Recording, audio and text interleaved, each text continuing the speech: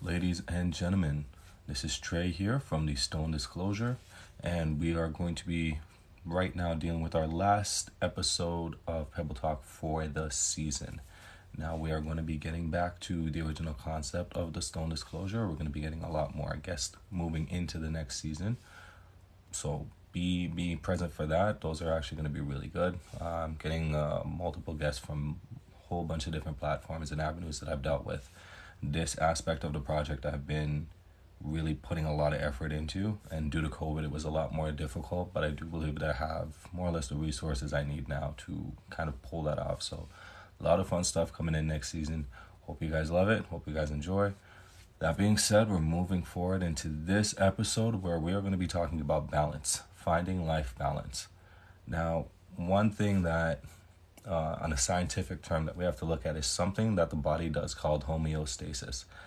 Now, the definition for that is the state of steady internal, physical, and chemical conditions maintained by living systems. So the way your body functions, the way your mind functions, the way your hormones all function in unity. The concept of homeostasis is your body is going to constantly crave balance in everything. Balance in rest, balance in how much hormones actually move through the body, balance in all your physical systems and your overall health. They all come together. Now your brain and your body work in coincidence. If your brain sees something's off, it sends something to the signals to the body to kind of create a reaction. Now, one of the things we can look at, and my best example of that would be something like a headache. We've all experienced headaches. They're uncomfortable, they're painful, they affect your senses, they pretty much affect your entire day. And there's a reason for that, because your senses act as an alarm clock for you, and a headache is that alarm going off. Now think about when we get headaches. Some people have it chronically, which, it is what it is. You can't really say much about that. A lot of it is brought on by stress, lack of sleep, hunger, and dehydration, sometimes all of these together. So when you're dehydrated, your body's going to get headaches. It's going to say, hey, listen, you need to get water in your body. You usually get that thirsty feeling as well. So you'll know, if you pay attention to your body, that my homeostasis has not been achieved. I require water because I'm thirsty and I have this headache. Lack of sleep, you'll feel tired and lethargic and you'll get the headache. Hunger, you'll feel hungry and you'll get the headache. Stress, you're going to feel overwhelmed and you're going to feel like everything gets thrown into disarray. So listening to your body is like a huge precursor that you're not achieving homeostasis at all. Now, your brain and your body, when they send these messages, it's really to balance the body, and they don't have to be as extreme as like a headache. It could be just simply you are tired, so you will yawn. You've just exercised and your body's woken up and you get all these endorphins that fly through your body. That's all to reinforce homeostasis. So we have to pay attention to that in a huge way. The other concept we're going to kind of look at is yin and yang. Now everybody knows the symbol, it's a circle and half of it's white, half of it's black. So white dot in the black part and a black dot in the white part. That is an old Chinese symbol, and it pretty much represents light and dark, positive and negative. Some people say it's good and evil. It really isn't, because good and evil are just kind of concepts created by religions and certain people to kind of push the notion to keep things in line. In all honesty, it's dark and it's light. And if we're going by the actual mantra of what yin and yang actually represent, that's the only way we can take it into consideration. Otherwise, we're saying you have to be good and you have to be bad, but you have to have some bad in the good. In all honesty, it's just you're going to have some dark in the light and you're going to have some light in the darkness. Some positives in the negatives and some negative in the positive, which makes complete, absolute sense when you break it down and think about it on a very basic level, even to that degree. Now, we have to realize that life is always giving you the opportunity to achieve said balance. Anytime you go through a situation, no matter what it is, whether it takes a toll on you physically, mentally, or emotionally, that is an opportunity for you to create balance. Because just that whole concept and that whole situation happening shows that there is a need for balance. And sometimes there are happenstances and sometimes they're absolutely not. Now, if you've been in a situation where you're overworked, you're at work and you're constantly putting in all these hours and you're not really getting anywhere, you're eventually going to get ill. Now, when you get ill, you may think, oh, well, my body's just giving down. No, that's your body saying you are doing too much. You need to slow it down. You'll most likely get sick, or you'll most likely make an error or a mistake or something. That is the moment where you have to sit back and look at this differently and say, this is an opportunity for me to rebalance myself. What am I doing wrong? A lot of us think being workaholics is a normal thing, and it really isn't. Because if we look back to the past, and I'm talking like hundreds of years ago, people were never really that much overworked. You worked for your food, you probably ran a farm and anything like that. That overwork aspect kind of more came in like slavery sense, when we started to establish like social roles in social economics. Now your body will constantly let you know, like, hey, this is off. So if you're overworked, you're going to feel stressed out all the time. You may get these headaches. You may get a lot of body fatigue.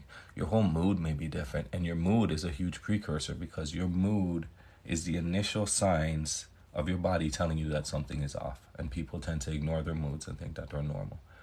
This is why awareness is key. Your awareness of how you feel really should take precedent over a lot of things. Now, your first initially, you wake up in the morning. Now let's run through a quick morning routine. You wake up in the morning and you feel off. Okay, well, first thing you got to look at is how many hours of sleep did you actually get. And if you can look at that and say, okay, well, I got a good amount of sleep, then it might be something else. So you really have to be self-aware as to how you feel in a moment, how you feel when you wake up, how you feel before you go to bed, how you feel throughout your entire day. Your mood being affected is your body simply saying, you've got to look at this because this will get worse if untreated. Then you have to look at your attitude. Your attitude is affected by your mood, but your attitude can also change your mood overall. A lot of us just kind of go with the flow, and I'm cool with that because I'm like that too. I'm a very go with the flow type of person. But I have to be aware of myself that if I start to feel bogged down, if I'm upset at a situation, if I'm happy at a situation, if I'm sad with the outcome of a situation, there is a reason. Some need is not being met because that happy endorphin really isn't being kicked into place. So what is really wrong? What do I have to do? Why is it bothering me so much? Your mind, your body, and your spirit have to be as aligned as possible in order for you to achieve that balance. Now, it's impossible. I personally think it's impossible to reach 100%. I've never met somebody who is, but we have to strive to get as close as we can, because that's really where we find our fulfillment in life. Now, this transitions to a lot of different things, but we're going to touch on the attitude just a little bit more. So attitude can cause unbalance or restore unbalance. If we think in a negative mindset, we're going to perceive everything as negative. If we think in a positive mindset, then our perception will be more positive. Both of these are actually bad, because if you're simply just looking at the negative most of the time, you're going to ignore all the positive things in your life. And the positive things are what's going to give you that feeling of reward and give you that feeling of like fulfillment. And fulfillment's going to give you a level of happiness.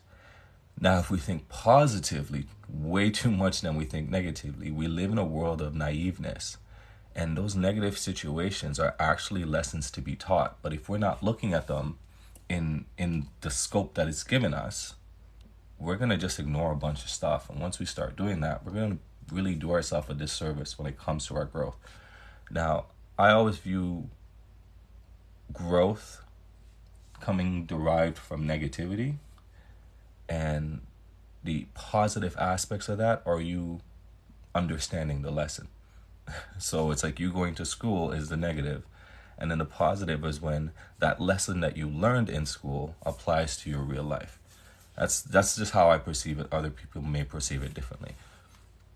What I will say is that the best example I can give for this is if let's say you're dating, and everything that person is doing is wrong. You're just looking at all the negative things that person brings to your life. Oh, they don't talk to me as much as I want them to. They weren't able to make this. Oh, they didn't call me yesterday. And you're overlooking the positive things that person does in your life. you're not really getting a full scope of what that person's value is and what they actually bring to the table. Now, if you look at it, at everything they're doing, and you focus on the positive aspects about it, then you're overlooking the negative things that they bring to your life. And not to say that that's necessarily a good or bad thing, but you have to be aware of, are the things that they're bringing to me, are the things that I'm letting in, things that I can actually deal with. What we need to do is we need to form our perception by acknowledging the negatives and the positives and giving the weight to each based on what our desired outcome is. If your goal is to be in a relationship with a person who is supportive and is good at communicating, then those notions that affect those aspects need to be weighed accordingly. So if it's I want to be with a person who knows how to communicate their feelings very well. When they're doing that, you have to give them the nod for it. When they're not doing that, you have to take that into consideration. It is what it is because that's what you're looking for overall. But if we're looking at a situation where we're just looking at the negative aspects about it, like, oh, well, yesterday they didn't call me, or the other day they said they were feeling bad and they didn't want to tell me why. Do we give it weight? Absolutely. But we have to now look back at all the other times that they have, and if there is a change, then maybe it's something that we're doing wrong. So that awareness is big, and holding accountability for that is really one of the best things you can do in order to achieve what you want to achieve, no matter what the situation is. Now we're going to touch on relationships, so that actually was a really good segue into that. I'm a firm believer that when you're looking for that person in your life, they need to have strength that complements your weaknesses, and you have to do vice versa for them.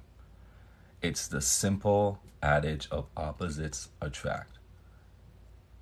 Where people make the mistake with this is they assume that now there is no work required. There's always work required. If I'm a person who's not very organized, having somebody in my life who is organized is good for me. If I'm not good at communicating my feelings, having somebody who is good for me. As much as it's terrifying and as much as, I'm maybe looking at it as, oh, I don't want to deal with that. That's exactly what you need to deal with. Because you want to grow as a person. You want to be as well-rounded as you possibly can. And if you haven't achieved that yet, maybe it's something you can achieve on your own. If you're not able to communicate with people, with how you feel, and just basic things in life, that's something you need to learn because you obviously have not learned it on your own. So you need to be around somebody who does that. It's the same concept with hanging out with successful people. If the people around you are successful, you will become successful. If you hang out with millionaires, you will become a millionaire eventually, but you still have to put the work in. Now, it's hard because you have to have a lot of patience and you have to have a lot of understanding and open-mindedness in order to achieve that, because you're going to come across an individual who thinks differently than you. It is important to have similarities, and everybody does have similarities with another person. But it's the differences that are really going to determine if the relationship works or not, because you're going to have to be in that person's space. You're going to have to be working with that person to build this relationship. And your weaknesses and their weaknesses are what's going to be what sinks everything. So you have to learn from them how to make your aspects and your weaknesses better, and then they're going to learn from you the exact same way. That way you make a cohesive relationship that will more or less have more importance to both of you because you both gain something for it. Dating a person who has extreme opposites to you, especially that complement your weaknesses, gives you room for growth. It helps with communication because the only way you're going to really learn from them is to communicate. So it's funny that I actually use communication as one of the examples. It gives that cohesive work between the two of you because now you've built something together instead of I had my thing and then you just kind of came in and fit. No, we built this together. We went outside and we built the snowman together. We built the house together. We built the life together. And we're still learning and we're still growing from each other. That's really where relationships come in, because if you could do it by yourself, you wouldn't need a person. In all honesty, if you truly could do it by yourself and you were completely well-rounded, you would never need another person in your life. Now, it's not to say that you technically will require a full-on relationship for this. You could get this from friendships and family, but the saturation will never be the same. So it would actually be a longer process. So don't be too concerned when you and this person come across conflict and you and this person find out that there's a lot of differences between you, because that's how it's supposed to be. It is supposed to be work. It is supposed to be both of you being adults and both of you growing together. And it's not going to be easy. It's actually going to be very uncomfortable. But once you've gotten to the point where you've grown enough to complement each other better, it gets easier. Now, balance in life, I think, is the hardest one, because I don't think we realize how unbalanced our lives actually are. Now, I speak for myself, where I'm a person who takes on a lot. And sometimes I don't realize how much investment I actually have to put in. And I tend to have to overcompensate in order to get what I want done. I currently have the podcast going. I'm doing a lot of things on social media. Anybody who follows my TikToks, they see like my videos that I post all the time. I'm a content creator. I'm also getting into life coaching, so I want to do that, and I'm writing a book, and I have a full-time job, and I'm a parent on top of that. Now, when I came up with all these ideas, I was like, oh, no, I'll be fine.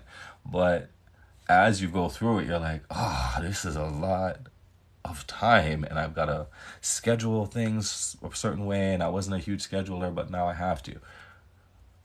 We throw our life into unbalance so quickly. One incident could really throw it off. You can have a child, and now your life is thrown into unbalance. You can get a new job, your life is unbalanced. You can meet a certain person, your life is unbalanced.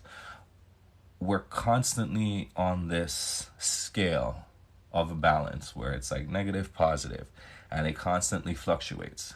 It goes up and down and up and down and up and down, and people tend to not realize it in the moment, but you realize it down the line. Now, a couple things that I think people need to look at, especially with balancing their life, is that fun in your life is required. It is not a bad thing. Taking the time to just enjoy life is huge. We do not do that enough.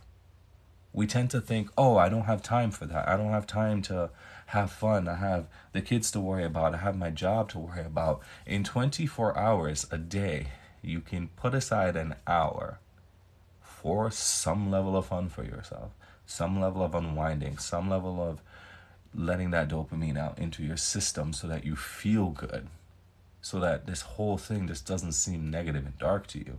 It's great to have accomplishments, and yes, you need accomplishments in life, but you also need to have fun and enjoy the journey of life, because once it's gone, and you can sit back at the end and say, well, look what I've accomplished, but you haven't enjoyed any of it. So really, what was the point? So always take time to kind of like have fun and utilize that fun to celebrate the accomplishment, even if it's going out with your friends, going to have a dinner here, going out for drinks, or just talking to somebody about like, yeah, I'm so proud of myself because I did X, Y, and Z. Just having that is huge for you. That actually gives motivation for you to keep going on to the next one.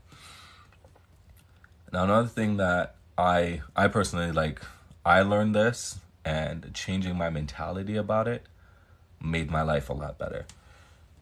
Money equals a level of survival. It doesn't equal life. Now, I know a lot of people, and I used to say it myself when I was younger, like, oh, I don't need happiness. Once I'm rich and I have all this money, I can buy happiness. You'll never buy happiness, and you'll never buy love. You can't, because money is not a currency for that. Money is strictly just for your level of survival. If you have a lot of money, your survival will be comfortable. You'll be able to buy a comfortable bed. You'll be able to buy a nice car, live in a nice house, buy the best food possible or the most expensive food possible. Like, you give yourself a better survival experience.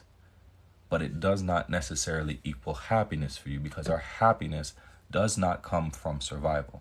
Materialism is an act due to unbalance.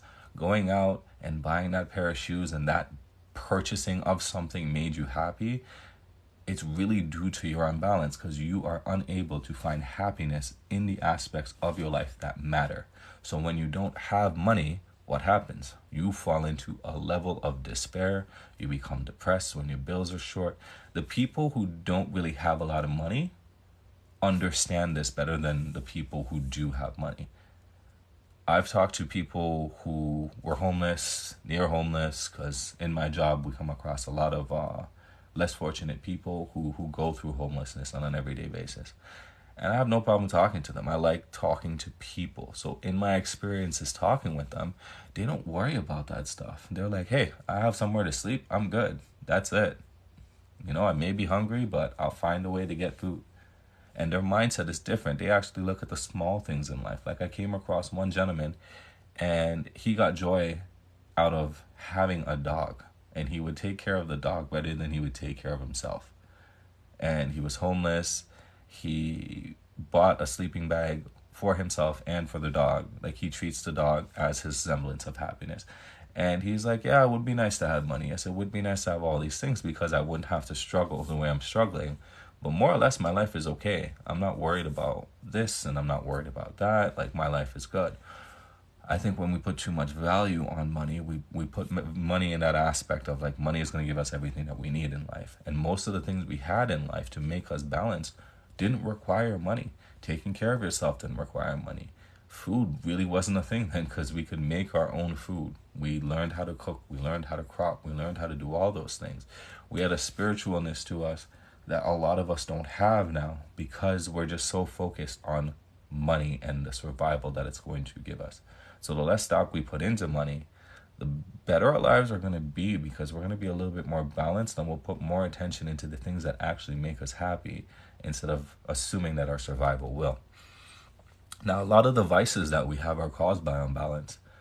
Anybody who goes through substance abuse, that's a huge one for a lot of the population.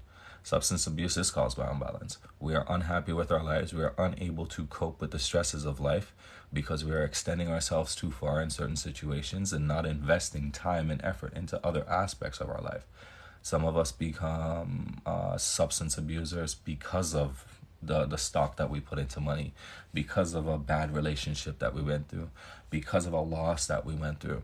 And instead of looking at our situation and saying, I need help and I need to go out and get whatever help I need. I need to figure out what it is that I need to get past this and to grow from this.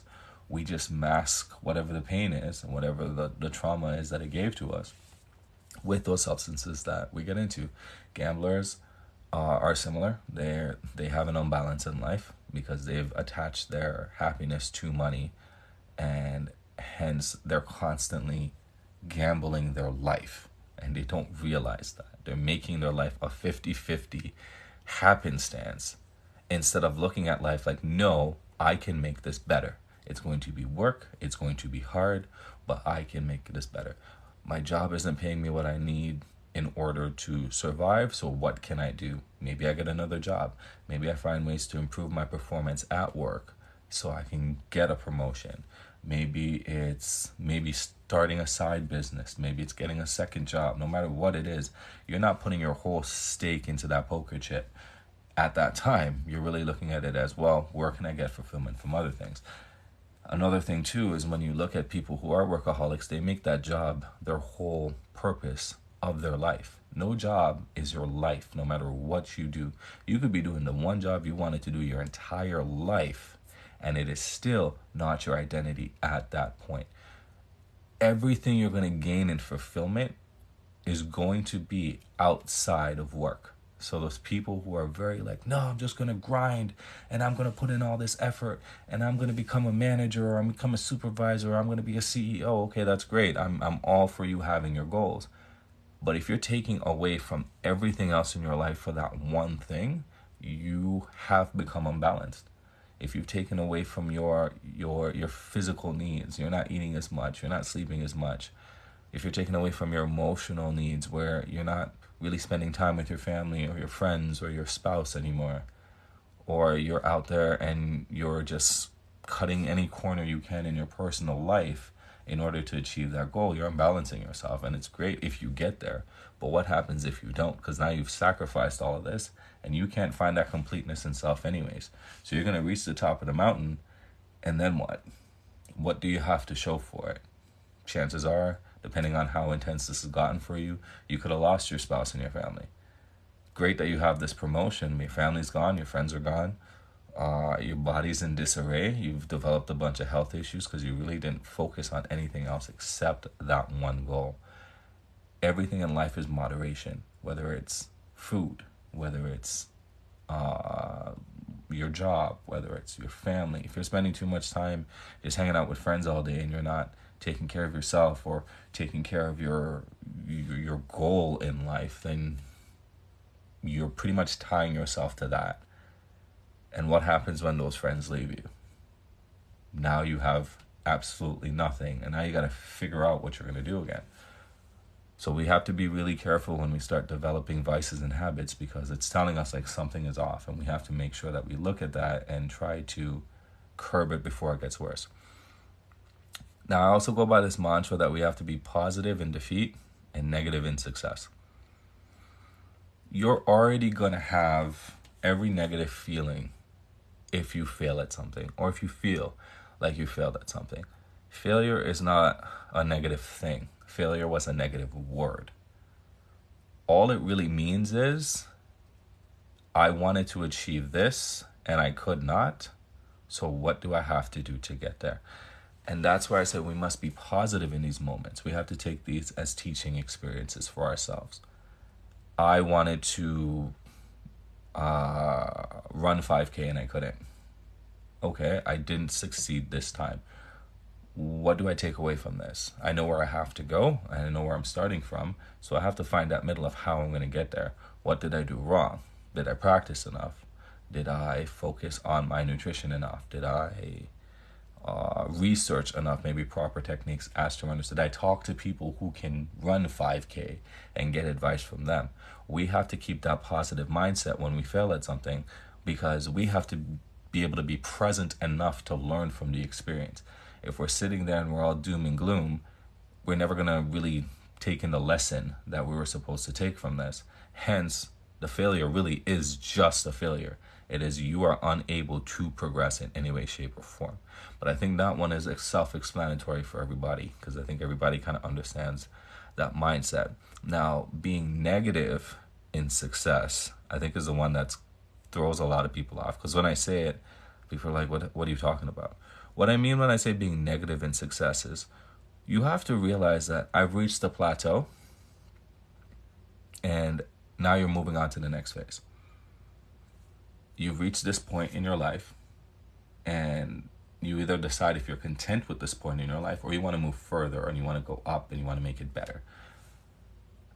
Now think about when you've accomplished a goal. You felt amazing. You were like, yes, I did this. I dedicated months to this and now I've succeeded. Now imagine if you get to that point and somebody comes to you and says, that's great, but now coming tomorrow, you got to go do the next one. And it's probably going to be harder. It's probably going to take more work. Everything you learned now is going to be great, but you're still going to have to move forward and learn again. It's like when you finished high school and went to college or university, and then somebody telling you have to go back to school on top of that. You're like, oh man, like I just did all this. Now I got to do more and I got to move forward anymore. Like, because this is continual.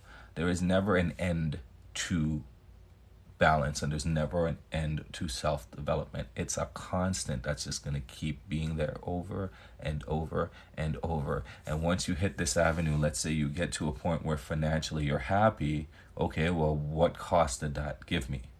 I'm making this money that I want to make so I can live a comfortable life. I could probably get more free time to indulge in the things that make me happy.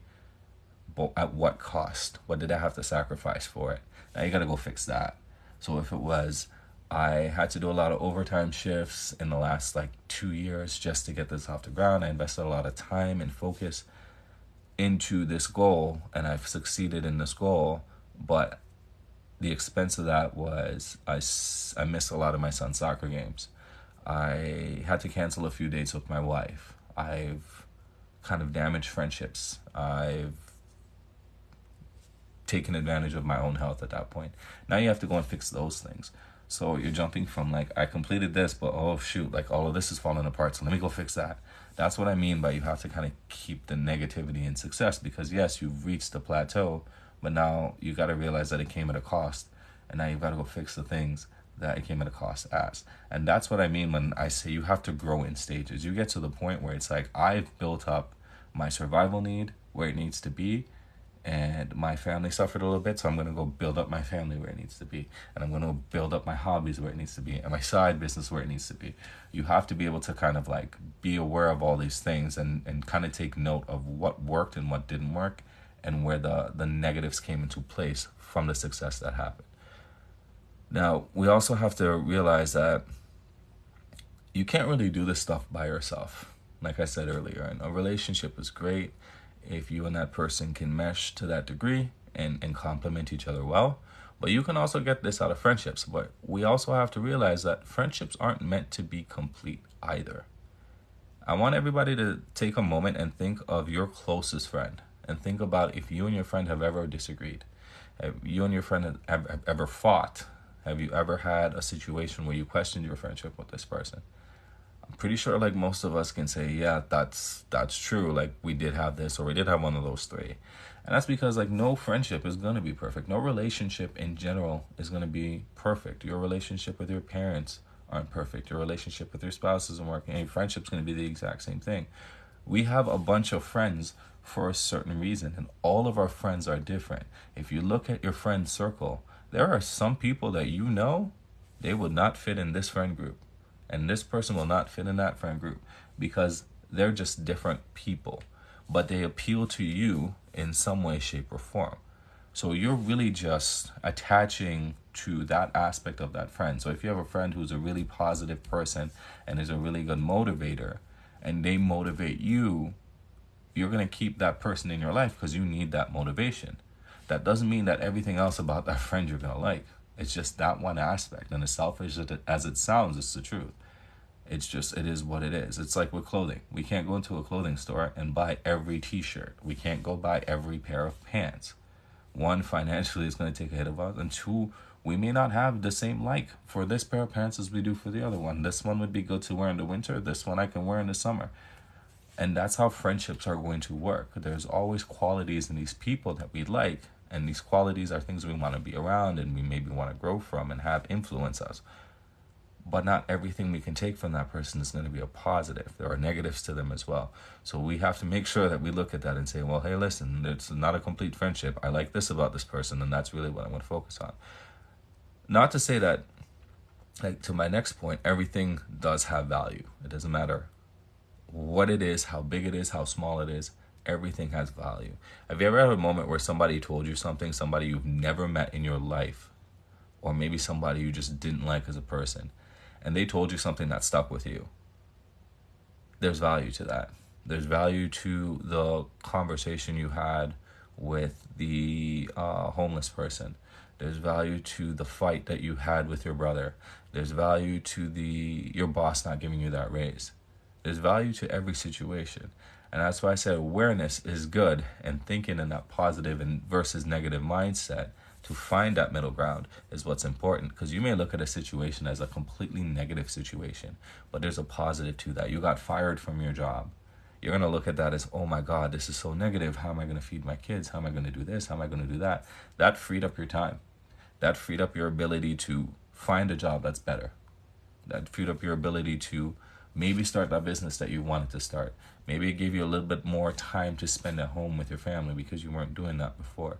Maybe it gave you perspective as to, maybe I'm not at the level that I need to be at to be successful at this. Because if they fired you, there was a reason. Now, depending on the reason, if they're doing cutbacks, that means your value is not as good as the people that they kept. So maybe you got comfortable in that job and you didn't really look to progress in that field or in that profession, and you sold yourself short with that level of comfort. Maybe it's telling you this is not the path for you, or what you want from this job, this company will not give to you. So you now have to go and reassess your life and figure out the things that you need, and then moving forward is where you start laying the groundwork for what you actually want. But now you have the ability to do that. Because let's be honest, most of us, if we had a job, we wouldn't just leave the job willy-nilly. Very few of us are going to say, oh, I'm unhappy here and I'm going to quit this job. I'm like that, but I didn't used to be. Like, for now, I'm a lot more aware of, like, if I'm coming here and I'm miserable every day, there's got to be something better, and I will go to work to try to find what is better. But not all of us do that. A lot of us are content that we have this job and it fits our survival need enough. So what's the point in leaving? If I leave, I'm throwing my life into disarray. If I leave, now I have to put in effort to find another one and job hunt and all of this stuff. And I don't really want to do that because I have a job. Not to say not to be grateful for your job, but I'm saying when these negative things potentially happen to you, you can't sit here and look at it as, oh my God, woe is me, like this sucks. Like, no, it's teaching you something. There's a reason it's happening. Everything happens for some reason. It's up to us to find it. With that, just remember, negatives are teachable, very teachable experiences. Now, I like to, again, kind of look at these as negative experiences in our life is school, and the positives is when you use the diploma. As crazy as it sounds, this is the only way I really like put it together. So I hope this helped a lot of people. I hope some of you focus on your overall balance in life a lot better. I think it's good for everybody because it kind of helps us with the navigation of life. Now, for those who are religious people or people who believe in spirituality, I think there is a level to that as well, and finding your balance in that for whatever it is. I don't want to touch on it too much because religion does become a sensitive subject. I hope you find your balance in that aspect of, well, for whatever it is that you choose to believe in.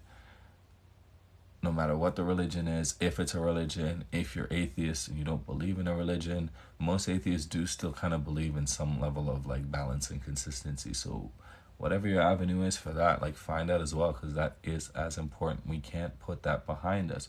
Human beings are a mind, a body, and then subdermal something that we really can't attest to because of how things pan out in life. And that positive outlook gives us so much opportunity that we didn't feel like we would ever get. And I will say this, I have spoken to a lot of people who are atheists, and I'll be like, well, this happened in this scenario, can you explain this? And they're like, it could be luck. And I don't believe in luck. I believe in some type of intervention that helped you get there. You know, hard work is one thing, but sometimes it's like these things happen and you can't explain why it happened. You know it wasn't deserved. You know it doesn't make sense for it to fall that way, but it did. Chance is not just chance. So let's try to find that balance in our lives from here on out. Let's try to take care of our bodies as best as we can. Eat right. Exercise is huge. Even if you're limited in what you can do, anything helps. Guys, we are dying from health complications that we really shouldn't be dying from, and it makes no sense. Never settle for, I've had this my whole life. Like, great, now think of a life where you won't have it and try to get that. Take care of your minds. Let's stop taking on so much extra stress. Let's stop letting go of certain things, because like some of these things in life we can't do anything about. We can't change anything. So let's not stress about it and just burden our lives any more than that, and take care of that spiritual aspect. With that, it was very great being here, guys. I love this so much. I love the reaction I get from the people who watch the podcast. Like, a lot of people are like more catching on to it now. They're more familiar with like the stuff I do on TikTok because it's more readily available. But a lot of people have been like kind of reaching out and being like, oh yeah, like I saw this and I really like this concept. So I love that. That's what fuels me to keep going. I get fulfillment from helping you guys and sharing my experiences in my life with you. So that being said, be prepared. Get ready for season 3. Season 3 is going to be fun. I will be doing Pebble Talk in season 3 as well, but I don't think it'll be strictly the way it was for this season. For anybody who wants to listen to the podcast, I am on every avenue not every avenue, but I'm on a lot of avenues. I'm on Spotify, Google Podcasts, Amazon Music. I believe we're on Audible, YouTube. But check the link in on my TikTok page. It leads you to my link tree, and it's in my link tree, so you can just go there and kind of hit everything up. I love emails. So email. I love comments, so comment. I wanted to read through the ones right now on the live, but I couldn't just because I'm so focused on everything else. But do hit me up. Follow me on TikTok. Leave me messages. positive, negative. I don't really care. I like feedback too. Email me if you want. I really want to get in touch with you guys as much as possible. With that, you guys know what I always say: protect your heart.